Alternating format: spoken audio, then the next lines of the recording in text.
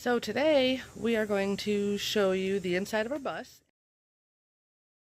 This is how I lock my bus. You can't turn this unless you have a key in it. So I turn it this way. Now our bus is locked.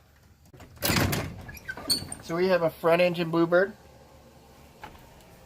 There's the motor.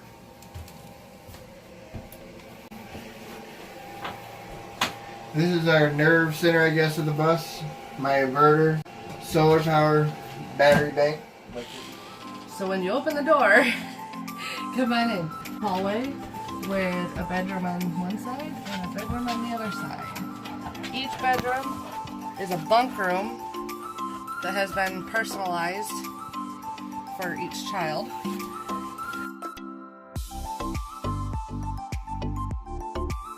This is our living room area and kitchen area.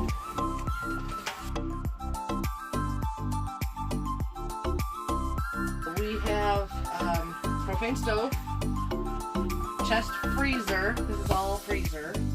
And then this is all fridge. It's basically a freezerless fridge, so all fridge space. We have running water, food storage. If we close this door here, it actually closes off our bedroom and the bathroom area completely, creating this no master suite.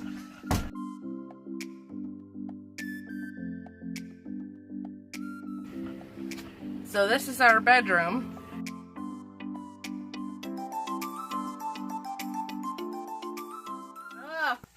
My name is Kalis. And how old you are? Shh, you can't say anything! Oh, I'm sorry. Then why did I No, come out shut up! I'm trying to, we gotta, shush! No, shush.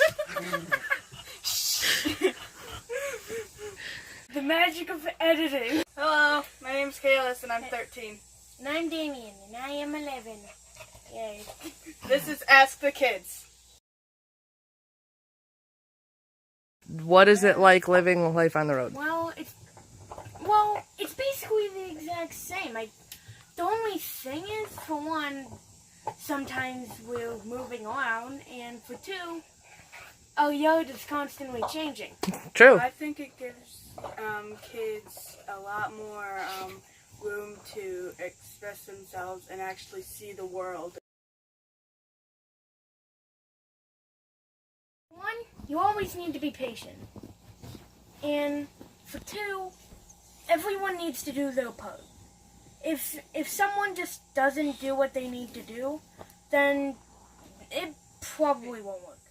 I don't understand. You go get good questions. You're gonna say, "Hey, we're gonna answer your questions you put on Facebook." All right, let's do it. Okay, question one. What is it like converting a bus? It's like taking a bus and converting it. I don't know how to answer it. Beep. Snap. Take two. Okay, converting a bus is like. It's like building a house with no rules, no blueprint. It might not have fit exactly right, so you might have to modify it or change it just a little bit to make it work, because nothing is just like, oh yeah, that's going to work exactly the way it's supposed to work, because it's a bus. And you got to go measurements off everything. Your bus ain't going to be exactly level for most people, so you can't use a level. The cat's going to tip over the camera. The cat's going to get the camera. And the dog's barking. This is bus life. Why a bus? Well, I got to lay out my own blueprint. I got to build it the way I wanted it. If you want a pull behind, the pull behinds have a basic layout, and that's what they are. And if you want a fifth wheel, the fifth wheels have a basic layout. That was a big thing for me, but it also, I think a bus is more sturdy than an RV. It'll take more abuse than an RV. What I have in our bus I would have had to pay upwards of $30,000. Yeah, and we Easy. only are like at like $10,000 or $12,000 Right. something. I know I don't want to pull an $86,000 fifth wheel back through the dang woods and over big old spiky rocks. And Most free campsites that we go to, they're like super scary going in, but they're incredible at the end. But you don't necessarily want to take something that could be damaged, or you're worried about being damaged because you are going down like back road. The next question. Next question. How do we make money on the road? We run a trucking company. Me and my father-in-law and my mother-in-law, we all run a trucking company. It's phone calls and it's paperwork and it's some of the stuff, well, most of the stuff can be done online. And As long as the trucks are rolling, we make money. they're making money. As long as they're making money, we're making money. Next question. Where do we find water? Anywhere to find water. Flying J truck stops. Campgrounds. Obviously, if you go Yep, into campgrounds. If campgrounds. you don't use campgrounds, if you go to free campsites, you can still go into campgrounds and ask them to use their dump station. The dump station will have water. Sometimes it's free, sometimes it's $10. Sometimes they charge you, sometimes they don't. $10 usually is right around how much you'll get charged for it if they do charge. It's not real hard to find water. I didn't find it hard to find water at all. No, we really didn't have a hard time. No, Drinking we've water never- too. It was either Yeah. a Walmart or there was some kind of there's fill a lot station. out west again. There's a lot of fill stations beside the road. Just these little shacks that's just water. You put in like quarters, put in quarters and of then put dollars, your you gallon put your thing up container there and it underneath fills it it, and yeah, it'll just fill it all up. Water's not hard to find. Yeah, it's Trash. Trash now. Well, Somewhere then to that's put your your next trash. Is it? It's trash? weird. It's not trash. It's compost. But like, Well, where do you trash. dump your compost? It's kind of the same as trash. You either have your dump station and you get rid of it at You the dump double station, bag it and get rid of it. or you get rid of it. Yes, in any kind of trash receptacle. What would you guesstimate our monthly budget is? The We fuel is usually- the biggest cost Okay. out here. It changes. It changes, but on the high Because- end, I'd say we'd spend. And we're talking necessity, food, fuel. I would say our budget was about $500 a week. It's really set for your budget. You know, you can really set it for what you want to spend. What I spend and what you spend can be two different things, and we still have a great time. What apps do we use to keep safe on the road with our big rig size? What do you mean keep safe on the road? Terrain.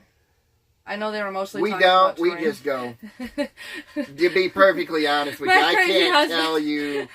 I drove truck for 10 years. I can't sit here and go, well, we checked the terrain. We don't.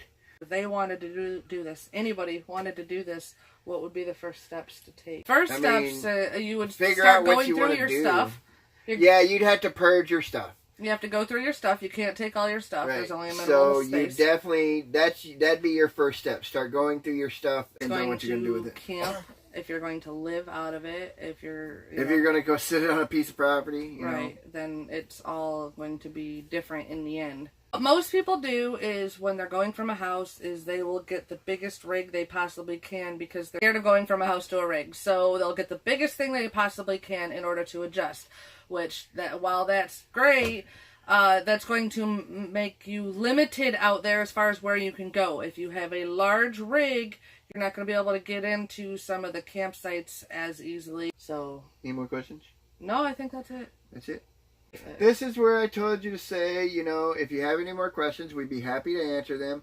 But what you really need to do is stick around and see what comes up next. Next year is going to be a great year. We have some big We plans. got some big plans for next year, and it's going to be fun. It's going to be fun. You should watch. You should watch.